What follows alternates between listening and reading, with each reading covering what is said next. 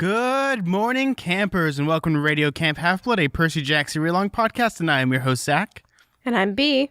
And this week, we read Chapter 6, Demon Pigeon Attack, which just sounds like the name of, like, a random encounter in Pokemon or something. A little bit. I thought you were going to say it sounded like a death metal band, a little bit. I mean, there's, like, some really funny names, like the Wiggles, or, like, the Aquabats, which are coming back. Wait, the Aquabats are coming back? Yeah, there's like a huge Kickstarter event. They're going to have like a huge like thing in California. God, what year is it? So this week we read Chapter 6, Demon Pigeon Attack. And B, what did you think of this chapter? I think I've talked about this before, that I find it like kind of hard to like stay engaged sometimes when like a chapter is like really action filled, I guess. And I think that might just have to do with me having a hard time like envisioning certain like descriptors, like, oh, and then the pigeon swooped this way. Like, I don't know. I had, and there was also the whole thing with like the chariots that happened in this chapter. I like enjoyed what actually happened plot wise, but I think I just like don't tend to prefer chapters like this because I don't know, my brain like isn't designed to follow that kind of action and like understand exactly what's going on. There was like a lot of jumbled crazy stuff going on. There was the weird magic pigeon creatures, which I forget their names, and the whole chariot race and people crashing into each other, and there was stuff happening over in the bleachers with Tantalus. There was a lot going on. I think this is actually a really good point to talk about. What I thought of this chapter was almost very similar, because the problems with me is when it comes to visualizing scenes is I'd rather see in like a graphic novel almost. I feel like it probably would benefit to that. Whereas I think when we read, because both of us are really good at just dialogue, because, you know, normally we do an audio podcast, so we like the sound of good words almost. Whereas when it comes to like action, you need to be like really visual, like in your mind. Like I can see things like for me, when I look at stuff, when I'm visualizing stuff, I always think of it in like film. So like an example is I'm just reading a fantasy book, so I'm like, oh, there's be like close-up shots of like the sword, like just silly things that only would work for my favor. Yeah, it's funny because I consider myself pretty good at like visualizing a scene, and I think I do have almost like a movie going on in my head as I'm reading. But there's something about action scenes where you have to get incredibly precise with your wording to be like, oh, he was standing here and that's why the thing swooped down there. And like there's a lot of like navigating like a map in your mind to figure out what's going on. And I don't know if it has to do with the fact that when I was a kid, I didn't really read a lot of action books or anything that involved, like, you know, fight scenes or something like that. I mean, I can't even think of a single book series I read as a kid that was like that. So when it comes to this, I can actually help you with this. I feel like writing a fight scene is a very delicate thing. It's almost like making like a souffle, you know, no noise, or, you know, it doesn't turn out well.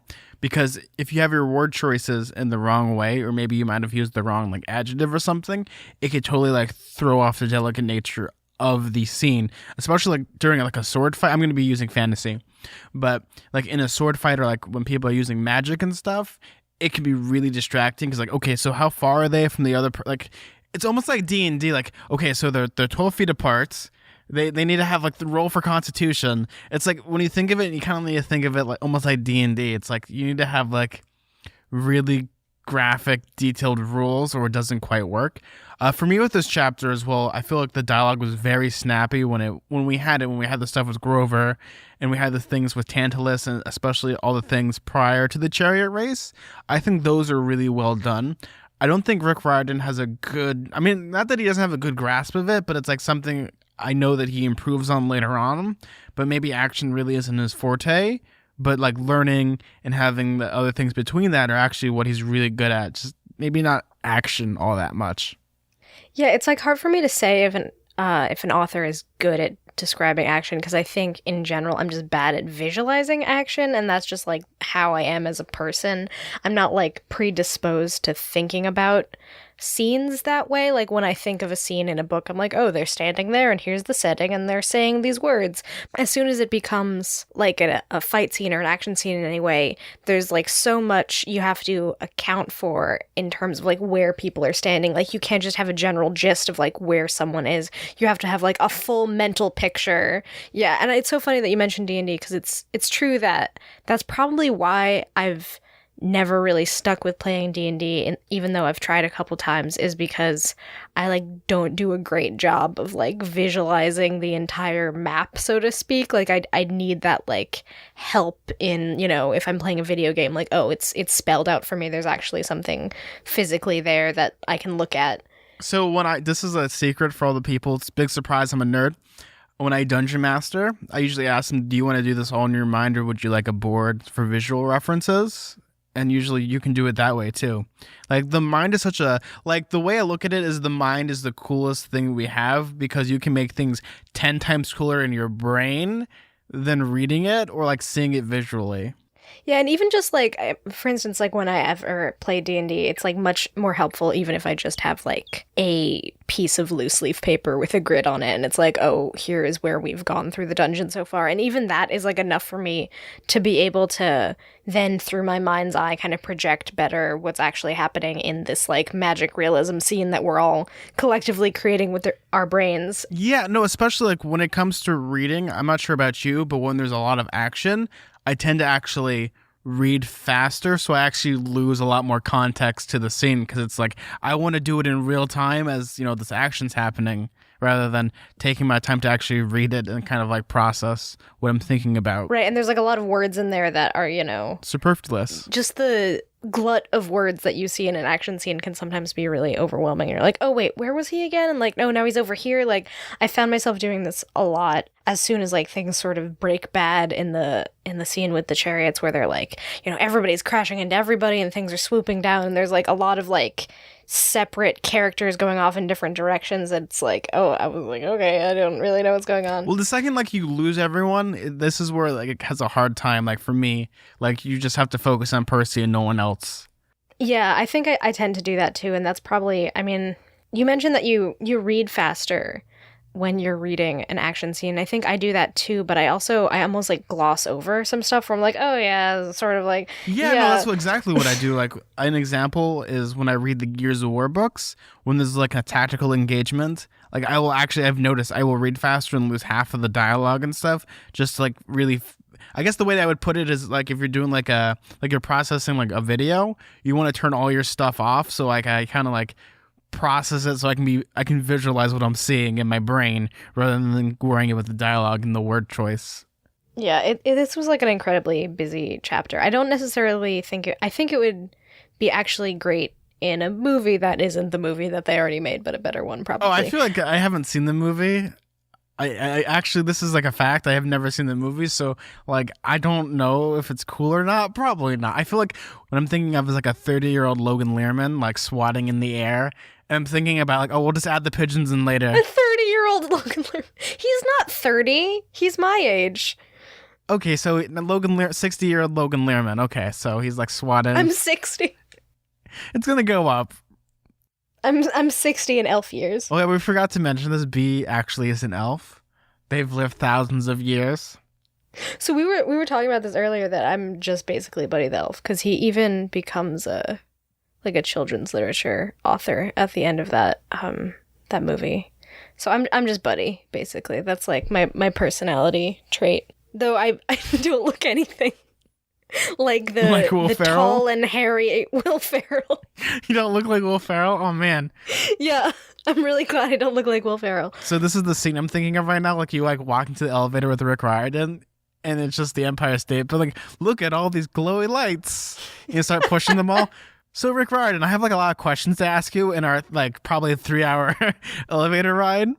So you just press it. I was like, ooh, it's like a Christmas tree. Yeah.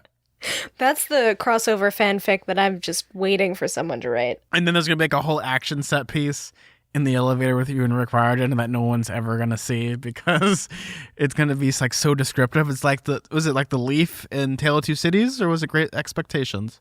I don't know. I have a literature degree, but I've never read either of those. Well, one of them is like a whole chapter describing a leaf falling, and it's like 20 pages. Oh my God, really? Yeah, because Charles Dickens got paid by the word. Oh, right. Yes, I've heard of this. I've heard of the paid by the word thing. Moving along from this, kind of like talking more about this chapter more in depthly. The chapter opens up and Percy is in denial. Not literally the Nile, but he's in denial. That's for another series, The Kane Chronicles. He's adjusting to having a monster as a brother, is what he calls it. Which is almost even sadder because it's almost like the twist of having, like, now even Percy Jackson doesn't like Tyson. Like, no one likes Tyson.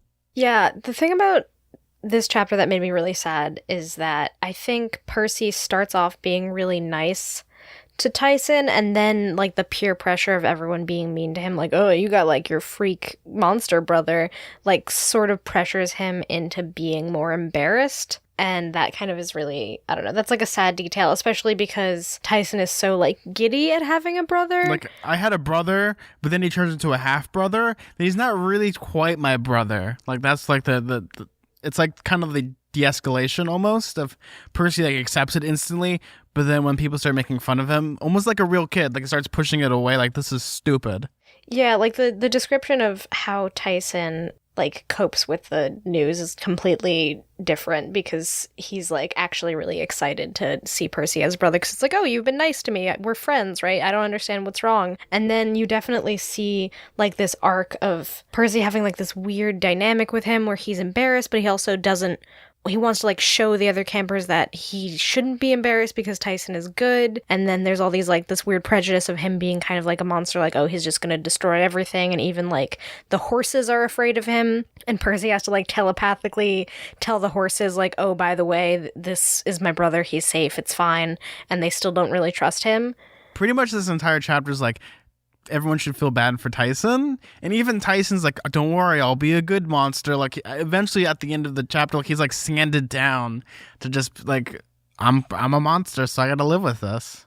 Yeah, he kind of, I think, puts a lot of pressure on himself to like do well in the chariot race as like a way of like proving to Percy that he's a good brother to him, and that he's like deserving of his affection, and it's very sad. B, there's been something that I've been thinking about constantly ever since last chapter, and I'm going to spring it on you right now. I haven't told you this yet, okay? All right. I think Rick Riordan actually based Tyson off a sloth from the Goonies. Right. Yeah, I mean, I totally see that. I haven't seen the Goonies in a really long time, so I don't really remember his character exactly, but it's like a similar sort of like gentle giant character. Like having like a monster for a brother, but like what you would perceive a monster as. Like Sloth is complete. Like Sloth is actually one of my favorite characters, because he doesn't want to, he, even though he might look like this horrible grotesque monster, he's like a person with a heart of gold. He's Superman. Yeah, the line that Tyson says that makes me so sad is when he's like, I'm a monster. Percy says, don't say that.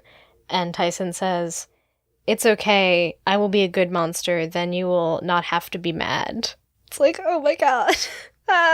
It is such a sad thing to hear from a person. It's like you've completely like broken down.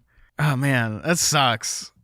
Yeah, it's like a very sad dynamic. And I imagine that Percy comes around to Tyson, and probably the rest of the camp does to some extent, because he's going to be probably helpful in the plot in some way. And like, I mean, he's already like fought the giant, like whatever bronze bulls, and they still weren't super nice to him. So it's like he has to do a lot to prove himself, to like overcome the prejudice that already exists against him. But at least Beckendorf from the Hephaestus cabin likes him, because he's like, Hephaestus is the blacksmith god, and he used the Cyclopses in his forges, so like they don't have any problem with him. Beckendorf and Tyson are total bros. Yeah, they're metalworking bros, and they work together to blacksmith bros. To craft items. I'm just like imagining it's just like Beckendorf's like, now Tyson, I'm going to show you my favorite thing. This is called pig iron. Tyson starts petting it. Piggy. No. This is like an actual like crude iron called pig iron, but not Piggy. Yes, Piggy. Oh yeah, because Tyson's so sweet. It's true. I actually took metalworking when I used to be an art major, believe it or not. I was like majoring in sculpture, and I had to take like a sort of general intro to sculpture class where we welded and metalworked and stuff. While I was forging a piece of metal, it escaped from the clamp, flew up towards me, and like melted the front of my favorite sweater. So that was horrifying. B, you know, what in my brain I'm thinking of as one of the classes you probably took in sculpting is probably like kind of like what they do in like ethics of business. It's like, so if you build like a gigantic stone golem, you cannot bring it to life. You can't bring it to life, exactly, yeah. I'm surprised that no one did that in my class. Weird liberal arts people. Actually, the main problem we had when I took that sculpture class. I just imagine like someone like writes on a slip of paper and puts it in the statue. Go, attack. Attack. Fight institutionalized oppression is probably what they would do. There was a big problem in that sculpture class of people going into the metalworking shop with no shoes. Oh, is that because like people like shoes are like restrictive, man?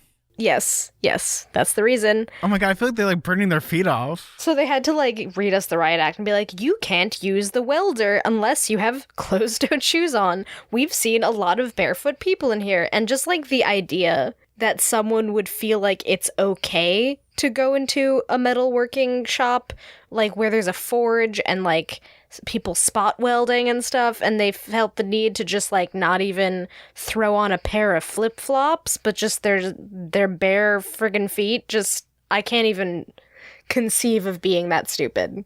So moving on from the forging incidents, good old Percy is actually planning the chariot race with Annabeth, his best friend in the world, and they're going to be really smart because who knew?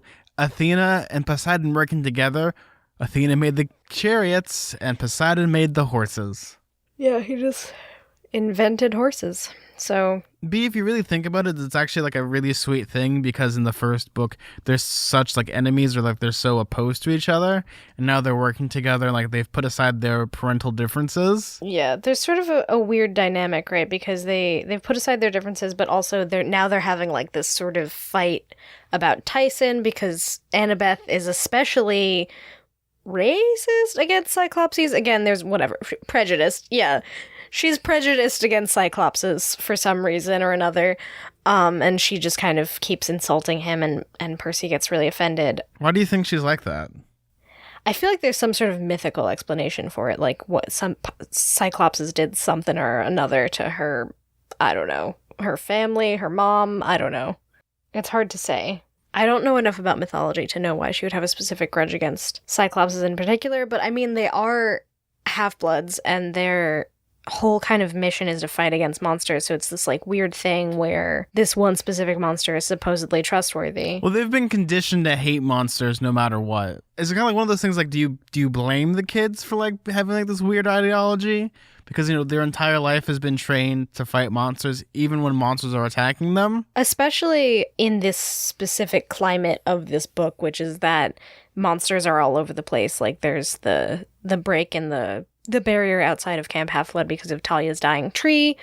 So they're all like feeling like this impending threat of monsters all the time. So to have Tyson there is like almost an insult to some extent, and they're all like already on edge. Yeah, no, that's kind of like one of those weird things. Like everyone's obviously on edge to the point of where they're pointing fingers at Tyson. Even the mythical creatures such as the Pegasus are pointing their hooves at Tyson. Yeah, so, and this is when we kind of find out more about how Percy has the world's greatest power. He can talk to horses. Yeah, he has parcel tongue for horses, though. It's the same thing. It's very Harry Potter. In my brain, like the person that would benefit this the most would be Tina Belcher. What? I could talk to horses? She'd be like ponies. Like my favorite episode of Bob's Burgers is like the one where Tina has the imaginary horse. The imaginary horse friend? Yeah, I love that episode. It's really good.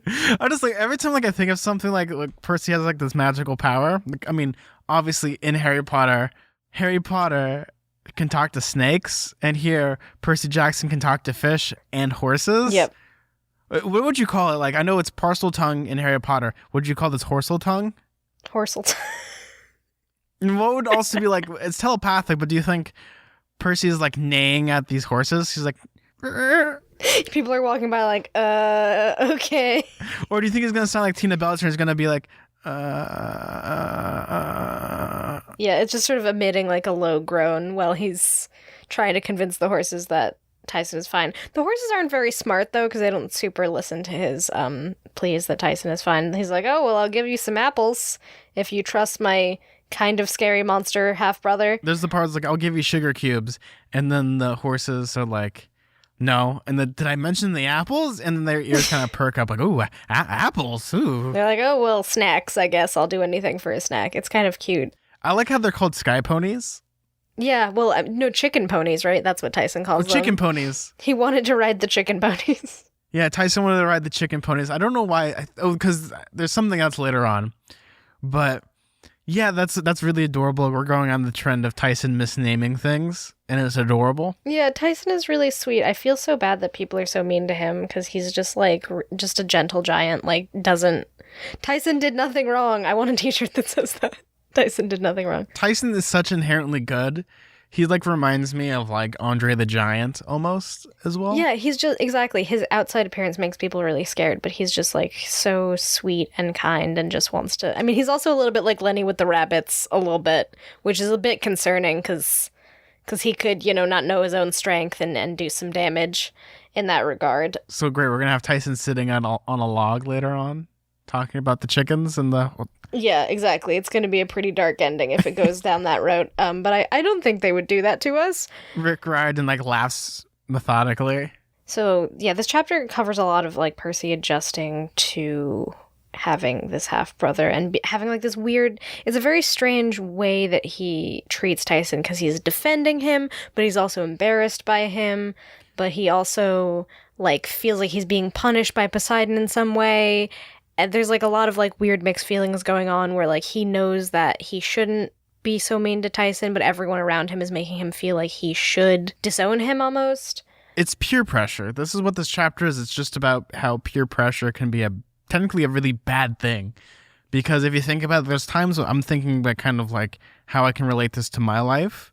There were times where I remember seeing kids that had like backpacks that were like, I even like Star Wars backpacks because being a Star Wars fan after 2005, it's like 2006 or 7, like people would make fun of you for having like certain like cultural things. Same as with reading. Like I used to read a lot of books and people would make fun of you for just reading and not being like doing sports stuff. God, do you remember MySpace when it would be like you could list your favorite books and then you knew someone was especially dumb if they listed I don't read as like their favorite books was I don't read. Oh yeah. I didn't have a MySpace page until like the end of that life cycle. I actually hopped on the Facebook bandwagon. I remember there was like a really funny tweet that I saw earlier. Like, I mean, I really wish you could go on your Instagram page and like people can hear your favorite music and you can have like your top 5 besties. Yeah. We've skipped the generation doesn't know what MySpace is. No, literally, like my partner doesn't even never was around for MySpace because we're like 3 years apart from each other, and just that distance is enough for them to like be too young to really be a part of the MySpace generation. Which honestly, they didn't miss much. It was kind of a nightmare. No, because all of it was like listening to like Linkin Park or like Eminem. And then MySpace or not My Chemical Romance. My Chemical that came afterwards. Like for me, because we're also a year apart, B. So it was My Chemical Romance, Black Veil Bride. What are the? Panic at the Disco. I was about to say Yikes in the Yard, but that was completely wrong. Yikes in the Yard is not the band. Oh, and The Killers with Mr. Brightside. Yeah. I just distinctly remember going on my top 8 friends list and being like, no, you were mean to me this week, so I just moved them down on the list. Like the pure pettiness of that. MySpace like made people like angry because people would like move each other around. Like, wait, so I'm not your number 1 fan anymore? I'm not your best friend? You put me at number 8? Yeah, definitely. So, luckily, I was just very close with my twin sister, so she was always number 1 because you gotta keep family close and your enemies closer. The thing that I noticed really prominently in this chapter, B, was kind of like how much this was like an episode of a show almost. This was had the beginning, middle, and end to it. Because it had the Percy kind of like kind of gives in, but also with him and Annabeth, they actually have like a falling out. Yeah, they have a falling out in the beginning of the chapter, and by the end of the chapter, they've forgiven each other. So it's kind of funny. But it's like such a weird thing. It's like, fine, then I'm going to make my chariot with Tyson. Fine, so be it. And they do, and then they make like this really awesome like soapbox derby type of like chariot. Yeah, I felt a little bit like this chapter was like in every sitcom when 2 kids are fighting and then they put tape down the middle of their room. Oh, this is exactly like that. Or it's like, this is my space. And in this case, Annabeth and Percy realize that they truly love each other. Well, not exactly, but they they come together to fight these flying monstrosities. I forget what they're called, the razor sharp creatures. The Stymphalian birds. Stymphalian. The myth of those, I cannot even try to pronounce that, so I'm not even going to try to make a fool of myself. In the myth of Hercules, they're kind of like flesh-eating birds that eat people. It's almost like in the birds when they attack people. Or like the scarab beetles in The Mummy. Yeah, and that's the very reason why Clarice wins the race, is because her skeletons, her horses were just skeletons, so they couldn't have been eaten alive. Oh, you mean Thestrals? Yeah, basically. Same thing. They're horse skeletons. I mean, that's not Harry Potter whatsoever. Good old Thestrals. Yeah, and then Clarice is like so like shell-shocked she doesn't even realize that she's won. She's like, oh. Yeah, so they have like this big old race, and Annabeth and all the folks are actually attacked by these gigantic like metallic pigeons, which are really annoying, but somehow also have like organic parts because they also poop on people. Yeah, so they're automatons, but they're not. I guess they're similar to the brass bulls, sort of. They're magic and they're metal and they're not human. They're organic somehow. Yeah, they're a nightmare and they're just trying to eat people alive. The one thing that I actually really enjoyed about this chapter as well is the different styles of the chariots that they created. Like each one actually fits the personality of that god, such as with Clarice, she had a gigantic like war rig that pushed with like Thestrial skeleton horses. Yeah, I just realized the sort of similarities between this and like something like Mad Max Fury Road or something. Oh, I was thinking in my brain, I felt like they had a guitar like a ukulele. They was like shooting fire everywhere. Shooting flames. Yeah, exactly. Yeah, everything like sort of fit their personality, so to speak. Like Percy's was obviously ocean-y themed, and they each fit their personality as well. I actually really enjoy that when an author actually really does incorporate like those features into his book like that. Like obviously Clarice is gonna have more of like a war rig, and Percy's gonna have one that's more ocean themed. I don't remember what they really described Annabeth's, but I feel like for me it's like a gigantic brain. Didn't they just say that it was like just very like elegantly designed? Oh, it's probably like aerodynamically designed too. It's like a space age chariot. They actually made a Prius. Yeah, and I just realized we skipped over the dream that Percy has before. I think we just skipped ahead to the chariot race because that was kind of like a large chunk of the chapter. A lot happened in this chapter. Yeah, no, it's kind of like the hard thing when we talk about these chapters is sometimes we'll have like a timeline, but sometimes we'll have like we'll get derailed or dechariated. Yeah, we'll go on like a tangent. But yeah, I think that's like the biggest thing for us was this whole dream sequence that they had with Grover, and it turns out that Grover's alive. Okay, so I think maybe it was last episode, 2 episodes ago, you talked about Grover being in a wedding dress. And I was like, no, I don't think that happens. But in this dream, he is in a wedding dress.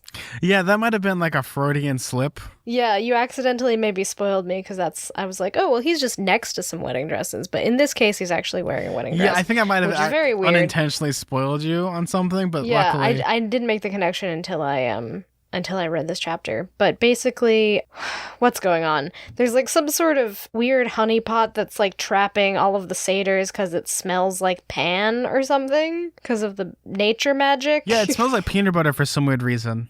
Yeah. But yeah, no, there's like they're almost drawn to this like people with peanut butter almost. And it makes sense because it's like the Sea of Monsters. Yeah, magical power smell, whatever that means. I guess, like, the implication is that Grover and the other satyrs use their magical satyr-sniffing powers to find Pan. It's a very weird kind of thing. In my brain, I just imagine, like, Grover, like, puts his nose to the sky and just goes, yep, this way.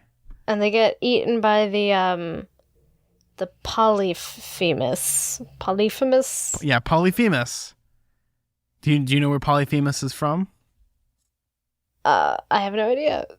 A gigantic, surprise, a gigantic Cyclops. Cyclops. Yeah, so here we have this baby Cyclops that's very nice, and then we have this great big Cyclops that's eating Percy's friends. Oh my god, that's such a big shock.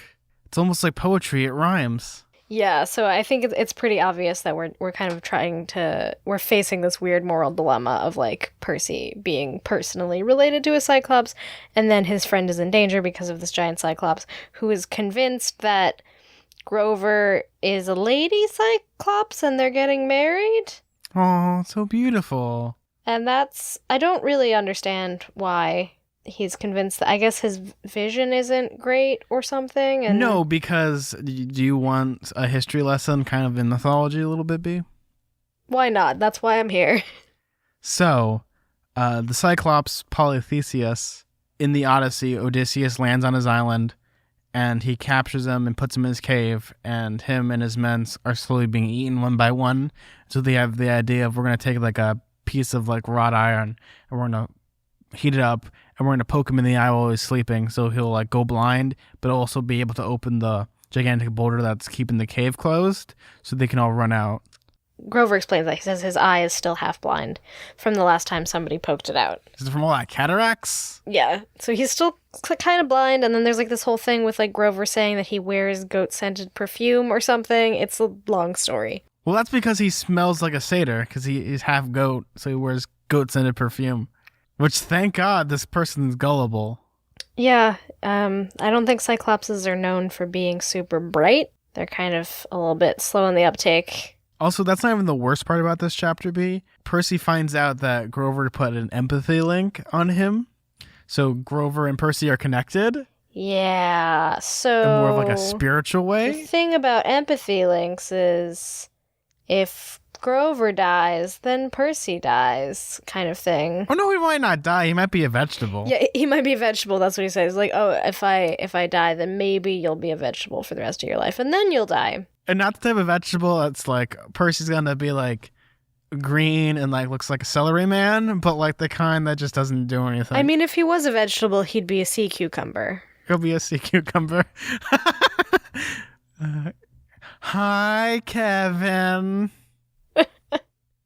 Yes, aren't sea cucumbers not actually vegetables? No. Yeah, they're alive. Anyway, he'd be seaweed. But yeah, so if Grover is to be eaten, Percy would also like die, in a sense. Yeah, so that sucks. So it's really imperative that Percy Jackson saves Grover Underwood. Yeah, or they're both kind of dead. And here we go again with, there's now also a time limit. Percy Jackson has about 10 days to save Grover. Yeah, so there's like some sort of weird arithmetic going on where he's like, oh, well, we still have 2 weeks, but no, we actually have, like, I don't know. He's trying to like trick the Cyclops into thinking there's more time.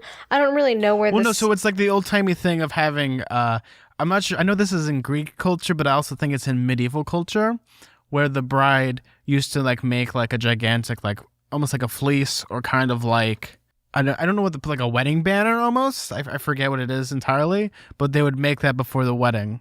And once it was done, that meant that would signify, you know, the threads of destiny are intertwined with you and the other person. That's what Grover's making right now, is kind of like a wedding, like, I don't know, wedding blanket? Let's just call it a wedding blanket. Bridal train, I think is what they call it here. Yeah. Thank you. There we go. Bridal train. He's only giving me 2 weeks to finish the bridal train, and he's getting impatient. I feel like when you said bridal train, what I'm thinking of is like Grover's actually building like a locomotive. Yeah. The Orient Express. No, it's not that kind of train. And also, this interaction is where we get the title of our book, The Sea of Monsters. That's where Grover is. He's in the Sea of Monsters. So, Sea of Monsters is an actual place. Yeah, it's a sea with monsters in it, I guess. Now we can kind of like narrow down where the Sea of Monsters is. Probably near Florida, because he said something about taking a left from Florida. Yeah, Florida. I mean, there's nothing weird and mythical about Florida whatsoever. Yeah, there's nothing of this plane that's in Florida, that's for sure. Oh, that's funny you said plane. Yeah, so this is like a very stressful interaction. Percy wakes up, he's like really freaked out. And then, yeah, before the chariot race, he wants to tell Annabeth about it, and she's kind of like not having it because she thinks that he's like trying to trick her somehow. or distract her from the race. And then he's like, oh, we could check the Oracle. Which seems like a really weird thing. It reminds me of, okay, I'm going to bring up some more Star Wars. The chariot race also reminds me of the pod racing scene in The Phantom Menace, the only good scene in that movie. Yeah, there's a lot of cinematic parallels for sure with the racing scene, especially like in the sense that there's like something important he needs to convey to Annabeth, but it's like, oh well, on your mark, get set, go. Like, oh, we're racing chariots. There isn't enough time. Again, this endless trope of there isn't enough time to speak to you about this important thing, which I hate. It's like one of the worst tropes you can put. Yeah, and it's happening again because we've got to race chariots. That somehow it's more important to do that for the sake of Tantalus. But it's important because you know what they win. They get to not do chores for a whole month. That's a huge thing, B. Anyway, your best friend is about to be eaten by a giant cyclops in a sea of monsters that you don't know where it is, but by all means. But then all the giant pigeons attack, and it's really grody, and they are able to defend them off, because I think this is my favorite, most ingenious thing.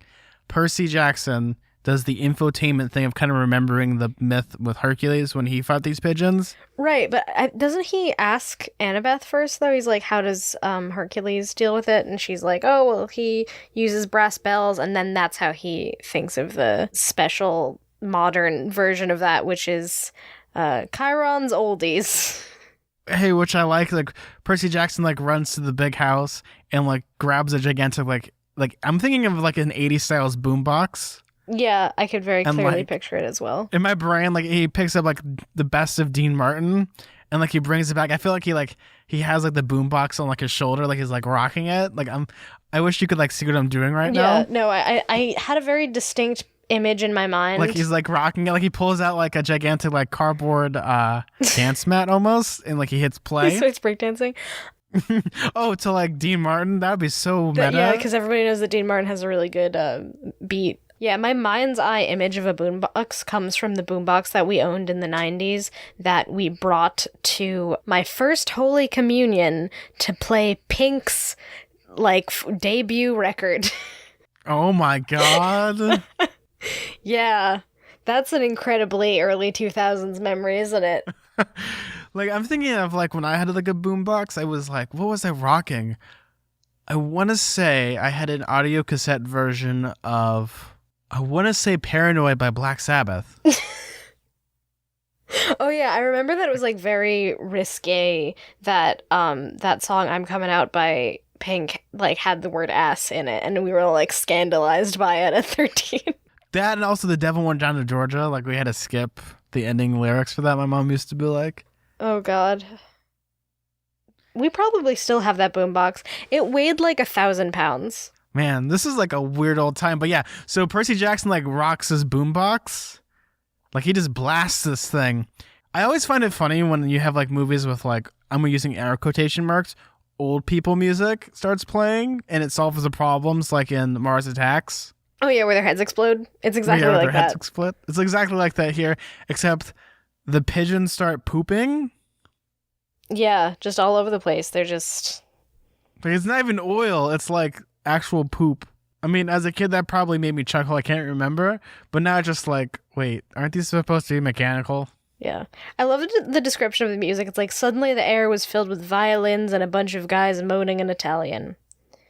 Now, Zach, you didn't grow up in the tri-state area. No, I did not. But I did.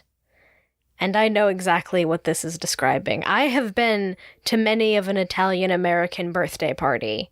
Did they start rocking Dean Martin? Oh, yeah, absolutely. Yeah, for me, when it comes to, I've been to a lot of, quinceañeras, and I've been to a lot of, parties of Chicano descent. Mm-hmm. And they just blast Selena.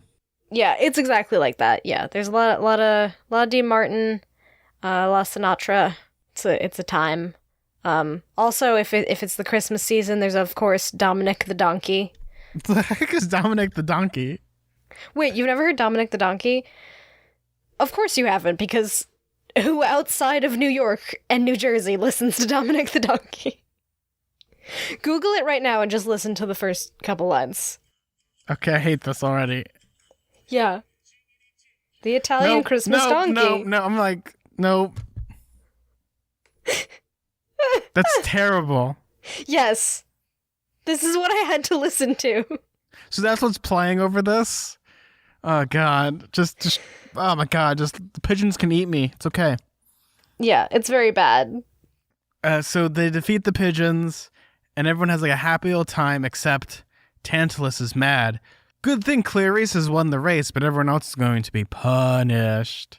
Oh yeah, that's like the plot twist line at the end of the chapter is then he turned and smiled at me, now to punish the troublemakers who disrupted this race. As if they disrupted the race and not the, like, vicious man-eating birds who swooped down and tried to eat everyone alive. Yeah, Tantalus is kind of mean and kind of a jerk. I mean, it kind of makes sense that he's being punished. I'm definitely getting some Dolores Umbridge vibes from him. It's like, oh, there's a new sheriff in town. I'm not fair like Chiron. I'm this crazy convict who's gonna make you do a bunch of violent, vicious things to each other, and if you don't listen to me, then you'll be corporally punished. I feel like a lot of bad stuff is waiting in the wings if they continue to stay at Camp Half-Blood. Well, the whole place is dying. Yeah, as it is. And he doesn't even really want people to focus on the fact that monsters are leaking in through this compromised barrier because of Talia's dying tree. So he's just like, don't even pay attention to that. And tells the campers to not even focus on the fact that, they're completely vulnerable to attack at any moment. In my brain, what I'm thinking about is Tantalus is already dead, right? I guess, yeah, because he's eternally tortured.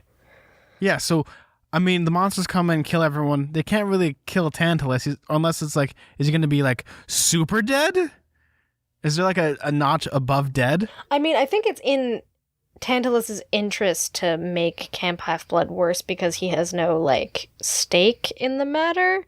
There's also there's also the whole thing of him being cursed forever to not be able to eat or drink. So there's some sort of thing where like Mr. D says that if Camp Half-Blood becomes enough torture to him that maybe his old curse will wear off. So it's maybe he's trying to make Camp Half-Blood so terrible that he's able to eat, sort of? Is that, like, the loophole? Yeah, which seems like a weird, superficial kind of, like, almost, like, egotistical thing to do. Like, man, I really could want to eat this cheeseburger, but I have to make all these kids miserable first. Yeah, it's also implied that he might actually just start eating people at this point, so... Oh, great. So let's just add worse things to the list. Yeah, so either he's going to torture everybody... I just, like, imagine, like... Come along, children. There's now a jacuzzi in the campus, a gigantic bubbling cauldron. Yeah, just step right up. And all the kids are going into, like, kid soup. Yeah. I mean, he basically is mythological Hannibal, right? He's always like, oh, I'd love you to have you for dinner. Like, he's already making spooky cannibal puns as it is. I don't trust him. I think something bad's gonna happen. You know what my favorite line from Tantalus is in this chapter, SB? What's your favorite line from Tantalus? My favorite line from this is like, oh yeah, please don't like kill or maim anybody. The punishment will be no s'mores. Yeah, like that's he has just like a completely stilted view of discipline, I guess. Which I think is actually really funny. And even though I don't like Tantalus is a jerk and a big jerk face. Like, we'll see next chapter. What do you think is going to happen next chapter, B? Oh God, I mean, I think they're probably going to be punished somehow, but I don't know exactly how. I imagine it's going to be kind of sick and twisted in some way because Tantalus seems like a pretty messed up guy. Oh, he's going to eat them? Well, I don't know about that. That might be extreme, but I think something bad is going to happen to them. Or maybe they might have to scrub toilets for a week, or maybe be on pooper scooper duty in the royal stables. I think that's maybe a little bit tame for a guy who has been implied to be a cannibalistic, torturous nightmare person. So now we're going to swing on to the Oracle. B, what is the name of the next chapter? Next chapter is chapter 7. I accept gifts from a stranger. Public service announcement, folks. Please do not accept gifts from strangers. You need to at least know the person kind of slightly. Yeah, kind of know them a little bit. Yeah, gifts from a stranger. I have no idea who the stranger could be. I have no idea what the gifts are. It could be like an ironic thing, like they're not gifts. I do know that something must happen with Tantalus punishing Percy and Annabeth to some extent. I don't know what's going to happen with that. There's a lot of threads we need to follow up with. There's still Tyson to deal with, and the fact that he's Percy's brother, like he's going to have to be involved in all of this somehow. There's the whole thing with Grover and the giant Cyclops who wants to marry him / eat him. There's a lot going on. A lot of threads we got to follow up on. The latitude, longitude things that we heard from the Grey Sisters, like a few chapters back that, like, I'm pretty sure might be the important location of something that we don't really know what that could be. So we have a lot of unanswered questions. We're getting built up to pretty much like they need to either see the oracle or there needs to be another prophecy to happen and kind of like kick them off onto their adventure. Yeah, they definitely... Oh, I definitely think they're going to the oracle next chapter, probably, because they were talking about it right before the chariot race. So probably what's going to happen is Tantalus is going to punish them. We're going to deal with that for a little bit of the chapter. Then they're going to probably try to consult the oracle, which will probably be hard with Tantalus in the way, because he'll probably keep them from getting in that room somehow, because he's a draconian nightmare. Which is really funny, especially like with Carrion telling them there possibly is a solution to fixing the camp, as well, which is like pretty much like low-hanging fruit. It's been implied that there's something like, if they find Pan, I think that might be the solution to Talia's dying tree, and then that would fix the barrier at Camp Half-Blood.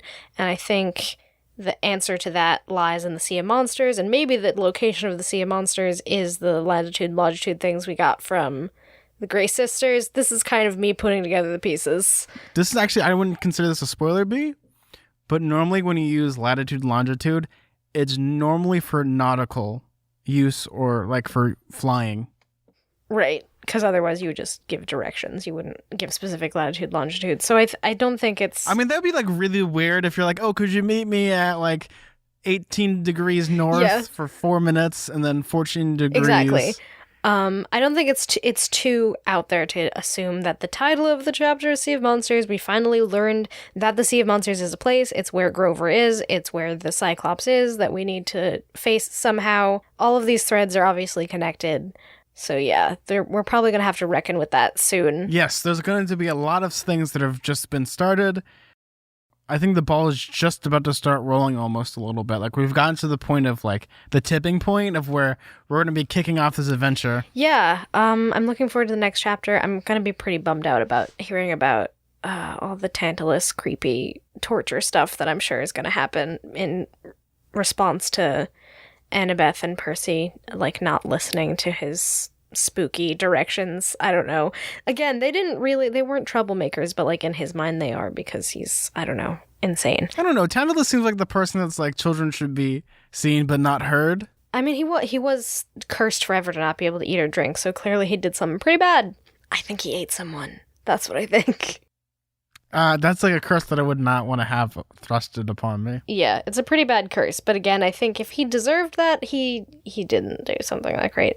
I'm really annoyed at Mr. D, honestly, because I always saw him as like kind of like not very trustworthy, a little bit of a jerk, but not like straight up evil. So the idea that he would trust Tantalus enough to like run the camp like this is pretty crazy to me. So there actually is a built-in reason why he wasn't at the race. That's because he doesn't usually get up until about 10. So he's just like, he's too lackadaisical about things to even care. He doesn't really care. He's like, that's also his punishment. You have a bunch of people that don't care about their jobs for people that are like trying to look up to these people as they're technically like mentors and rulers almost. Yeah, so they have no stake in the game, except for Tantalus. The stake that he has is that he wants to break the curse that he has. So it's in his interest to make things even worse. How can anything get worse? And then we'll just have a slide whistle. So B, did you get any messages this week? Yeah, okay, so we got an email.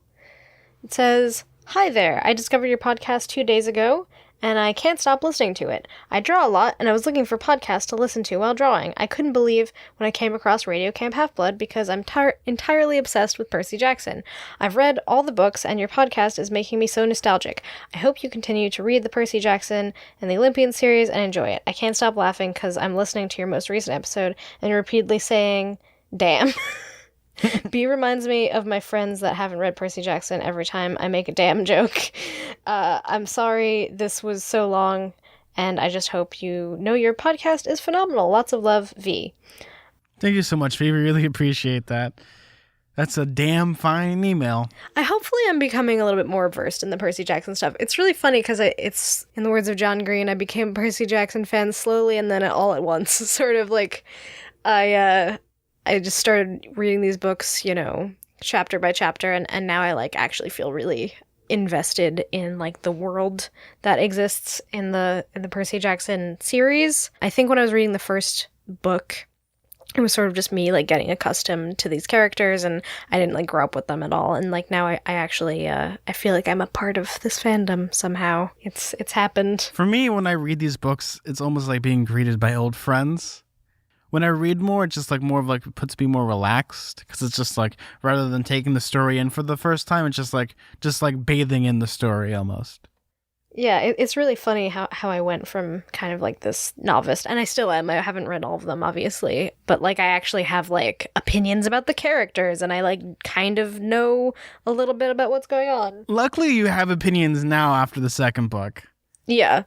Because it's like, I'd be like, oh my God, this is kind of concerning. Like, B, do you like these books? Well, because like I had no idea how I would feel about it, because it's, you know, especially with something like YA, where if you don't necessarily grow up with it as a kid, it might be hard to have that same affection for it as an older person reading it for the first time.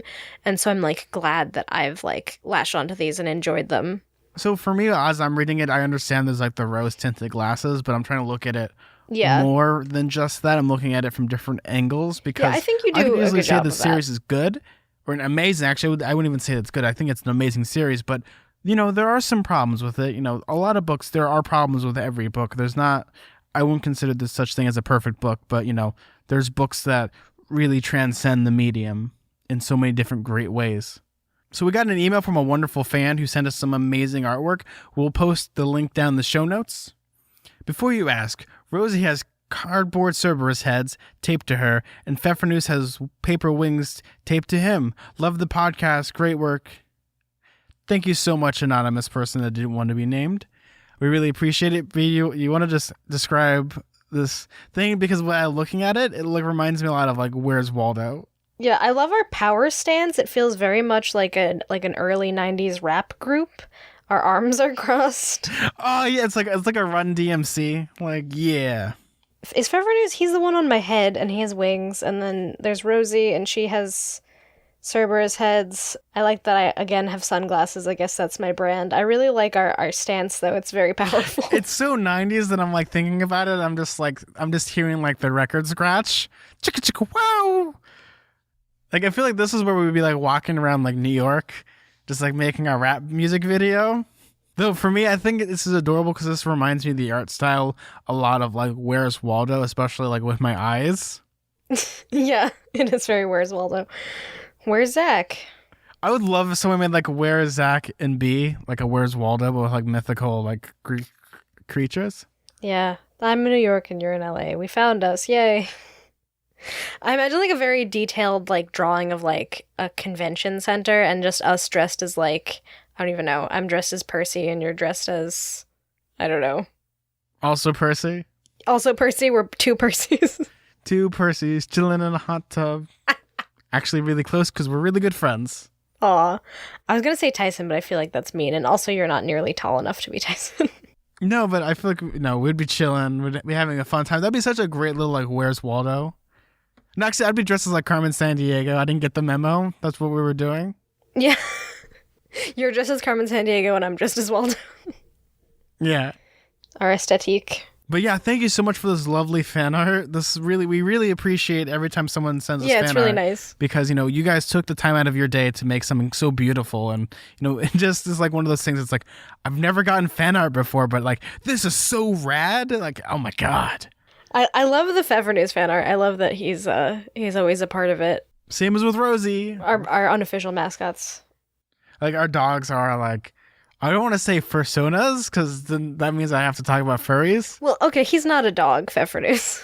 You're like, our dogs. I'm like, that's a weird looking dog. What, you don't want like a gigantic like Pfeffernuss? That would be very dangerous. He's very pointy when he gets nervous. B, I'm just like imagining now like a 50-foot Pfeffernuss like wrecking New York. That would terrorize the city. Pfeffernuss, no! Yeah, if he got nervous, he would just become a big spiky ball and roll around. Our next message comes from an email. Esther from Sweden. It's Esther from Sweden again. I just wanted to say one thing. Zack lives in California and B lives in New York. There's a lot of kilometers in between, or miles if you're in America. Have you ever met, like, physically? Please tell me that's not a stupid question. I still love your podcast. I was wondering if you could do the Magnus Chase series when you're done with Percy Jackson. No, me and Zach have actually never met in the meat space. No, I don't. I think we've only like video chatted like twice. This sounds crazy, but it's true. I think the first time we actually video chatted was for the D&D live stream. Was for the live stream. Yeah, it's true. And we've like Skyped a couple times to like, or like gone a rabbit to like watch movies together. But yeah, we've never been in the same physical space. Zach was gonna visit New York this summer, and then like that kind of fell through. And yeah, so we haven't made plans to hang out in person. But this is just me. But like I close my eyes and I just imagine. This is actually how I podcast. It's gonna sound really weird. I close my eyes and I imagine B sitting right next to me on a table, and that's actually how I podcast. Yeah, it's like we're right there, right? Yeah, I've never actually met either of my podcast co-hosts. And though if I'm like, actually, like if I open my eyes, what I have is a picture of Tommy Wiseau. Yeah, that would be weird if you thought I was Tommy Wiseau. Wait, you're not? Try not to picture that in your mind's eye as me. Like when you're looking over at your Tommy Wiseau poster. No, it's not a Tommy Wiseau poster. This is a framed photo of me and my friends with Tommy Wiseau. Right, I remember seeing that in your recording thing. I needed to add something nice and lovely in my recording room that wasn't sad, so I put a photo up. Of Tommy Wiseau and your buds. But no, we've never actually met. That's like the weird thing, especially with me. Some of my absolute best friends I have never actually met physically. Yeah, that's the crazy thing about the internet. That's the wonders of the internet and also online gaming and like just online culture in general, because me and B, we are kind of the generation that has always had the internet in our lives. We were the one.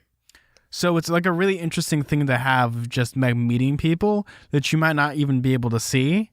That's why it's like for me when it comes to like I've actually met a lot of gaming friends, and it's almost weirder because you know their voice, but when you see them talk, it doesn't seem correct, if that makes any sense. Right, it's very strange. Yeah, I remember when I first saw, I think it was like Tyler was doing some sort of live stream about movies or something, and I like went to go watch it, and it was like so weird for me to see his face synced up with his audio, because I'm like, oh, I'm used to seeing pictures of you and I'm used to talking to you, but like the together, it's like very strange. Yeah, one of these days we'll hang out, I'm sure. Yeah, it's a real weird thing, especially when I met him for the first time. For people that don't know, Tyler does another podcast with B, Fortune Associates. Yep, because children's literature is the game and B is the name. I don't know. Yeah, but it'd be like so weird, especially if we were to like hang out together. It would be like, hi there, person I have talked to like almost per day. Yeah. It's so strange. People are always like, especially when I first started Unfortunate Associates, people always thought that me and Tyler were like old high school friends or something. They just assumed that we knew each other for like a long time. And I'm like, literally, we met a week before we recorded our first episode. Like, it's crazy. Yeah, and especially like when it comes to us, like we are such like best buddies now. Like we text every day. Like we send each other cute pictures of our pets. Yeah, that's kind of mainly what it is. That's our main foundation of friendship is book recommendations and pictures of our pets. Yeah, it's so strange to me to really think about that we've never really hung out in person because we're on opposite coasts of the country. Well, it's kind of like when I think of, in my brain, I'm also thinking of like the SpongeBob episode where SpongeBob goes to the chum bucket and Mr. Krabs, it's like a greasy spoon episode. Yeah. And like there's just two clouds out in the distance, one of me and one of you. This is not the home I know. Yeah, one of these days we'll hang out, I'm sure. We'll hang out, or we're going to do it like as like astro projections of ourselves. So the next message we got is from Haley. This episode was so funny. I clicked on it the second I got the notification. I feel like Horsing Around is a perfect fit for a Disney Channel original movie.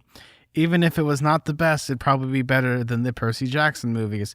Also about Tyson, he sees the side of things that he wants to see. I also had an idea, if centaurs were out in the world, kind of like dogs, people might look at them slightly desperately wanting to pet them every single time they pass by. And you are right about the bully thing. A lot of kids were bullied that I knew, including me.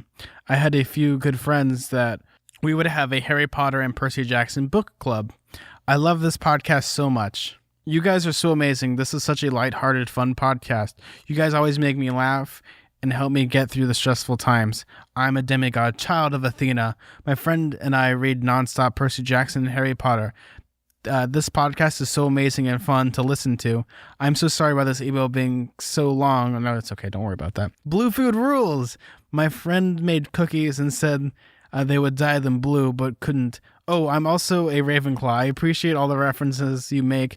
I want to do something Percy Jackson related, whether it's a podcast or web series. I'm a huge book nerd. So many thanks. There's also a question to this. If you could ask Rick Riordan one thing, what would you ask him? Oh, wow. Okay. What question would I ask Rick Riordan? It's hard because I'm, again, like, not super far into the series. I think the best way to put this as well is, what questions would we not ask Rick Riordan? What do you mean by that? Because there was a tweet this week about him talking about, like, just don't mention the movie. I'm not asking him any movie questions. I'm not asking him any lore questions. I've always found, like, when it comes to author interviews, the things, like, you don't talk about with authors is kind of like, when's your next book coming out, as well as, like, things that are, like, super, like, lore intensive, because chances are, you know, they write it, or maybe, like, they might not have the best time to prep an answer. Usually when it comes to maybe, like, a nice lighthearted story, like, maybe I would actually ask him, the question that I probably would ask him would be, hey, Mr. Riordan, what was your favorite fan interaction you've ever had? Or what was some of, like, the best moments that you've ever had, like, going on a book tour or, like, meeting some of your fans? Oh, that might be a good question. I would probably ask him, like, how many of the characters in the Percy Jackson series were based off of, like, classmates, like, students that he had when he was teaching. Because I have a sense that they're based on people. Yeah, especially, like, kids nowadays, because I know there's a character in Magnus Chase. We've kind of talked about this. There's a character named Alex. They are non-binary, and they were actually based off of a student that Rick Riordan had in his class. Yeah, I wonder, like, how that works. Like, does he tell students, like, that they're based off of he made this character based off of them, and does he, like, ask for their permission? I like wonder how that goes exactly. That'd be interesting to talk to him about that. I mean, that's really interesting. I'd love to. This is not going to be a big surprise, but we would like to have Rick Riordan on the show, but probably not until at least we finish Percy Jackson and the Olympians. I feel like that seems like a fair thing to do. Yeah, that's definitely a goal of ours, to have him on. So, Rick, if you're somehow listening to this, we'd like to have you on, but not yet. We'd like to finish this whole series first before we have you on. Yeah, because I feel like it wouldn't be fair to me to interview him before I knew the series well. And I guarantee what we're going to talk about is not book questions. We're going to just ask you, like, have, like, a conversation, like an evening with Rick Riordan. Yep. Yeah, I'm sure that I'll have way more informed questions once I'm actually done with the series and have more of a perspective on it. You know, I've had personal experiences when you talk to people that create content, such as authors and stuff. And it's, like, a really weird experience, especially, like, coming up with the right questions to ask them can be, like, the most, like, nervous thing you could possibly do. Because it's, like, I used to, like, watch a lot of Q&As from some of my favorite authors, and people would always ask, like, the same couple of questions, like, where do you get your ideas from? Like, how hard is it to write a book? Like, simple questions that can be answered a million times, but, like, trying to find the right question can be the most difficult. Yeah, I remember interviewing Daniel Handler for Unfortunate Associates, and that was, like, the craziest moment of my life. And he called early on the Skype, so Tyler wasn't even on the call yet. And so I just, like, literally my Skype is ringing, and it says Daniel Handler, and I just have to click it and answer it, and then I go, hello, Mr. Handler, this isn't weird at all. It was crazy. Yeah, no, I think my favorite one, though, was when I actually got to meet Patrick Rothfuss, who actually is my favorite fantasy writer. He was at WonderCon this year, and I was, like, super excited to meet him because, like, his books mean the world to me. And it was really weird because, like, there was, like, 5 people in front of me, and then afterwards, like, it just dissipated, so I ended up talking to him for maybe a couple minutes, and it was, like, the weirdest thing in my life. It's so strange to do that. I didn't talk to him about the book. I ended up talking to him about, actually, movies, and we had, like, a nice, fun little conversation. Yeah, sometimes that happens. It's really funny. Like, he's, like, the nicest guy in the world. Like, he's like king of the nerds. Yeah, that was, like, an incredibly nice and detailed message.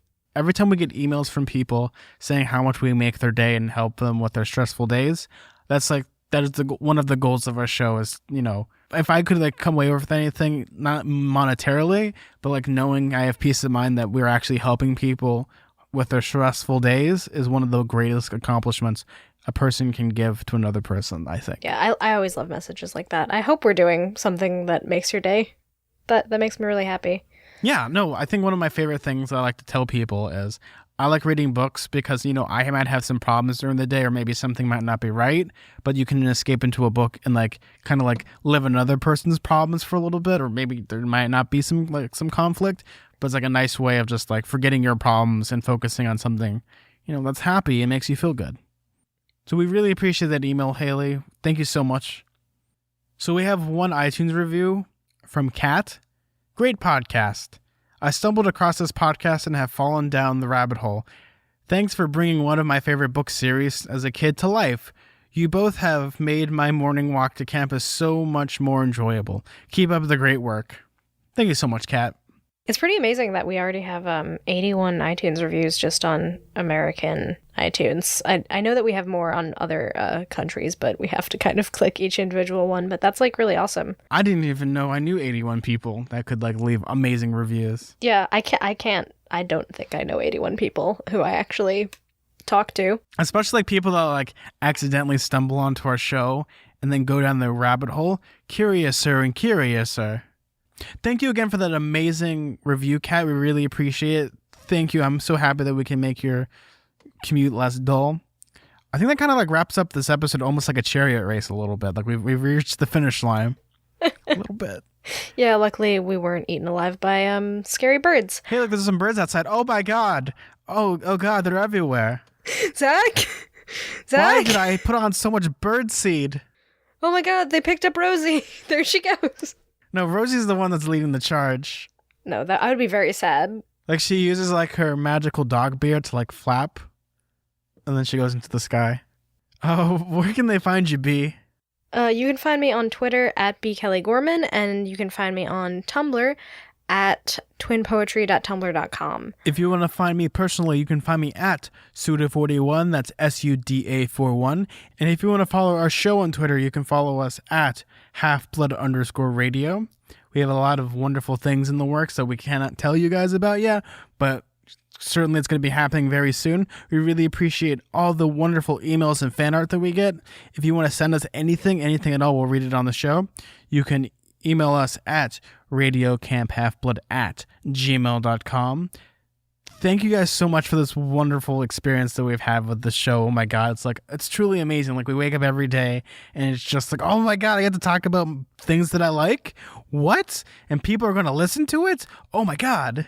I mean, me and Zach would probably be talking about books anyway if we weren't recording. Oh yeah, usually like what I do is I would just remove all this equipment and just be in this closet by myself, just muttering to my dog. Yeah, maybe we wouldn't have to be in our respective sweaty closets recording. We could be in an open area with air conditioning. Oh no, I'd be there with Rosie and we'd be talking about books. I just do the whole show as if like no one's listening, just my dog. Good morning, campers, and welcome to Radio Camp Half-Blood, a Percy Jackson real long non-existent podcast. I'm your host, Zach. Rosie's definitely our number one camper. But thank you guys. Any last minute things, any advice you want to give to the kids back home, B? Oh geez, I don't know. I was going to say don't Google the lyrics to the song from Santa Claus is Coming to Town. The price you'll pay. Never mind. They don't know. It's too much of a deep cut. I guess maybe don't talk to strangers. Yeah, that's a good one. Watch out for man-eating birds. I'm Zach. I'm B. And keep staying mortal. Bye.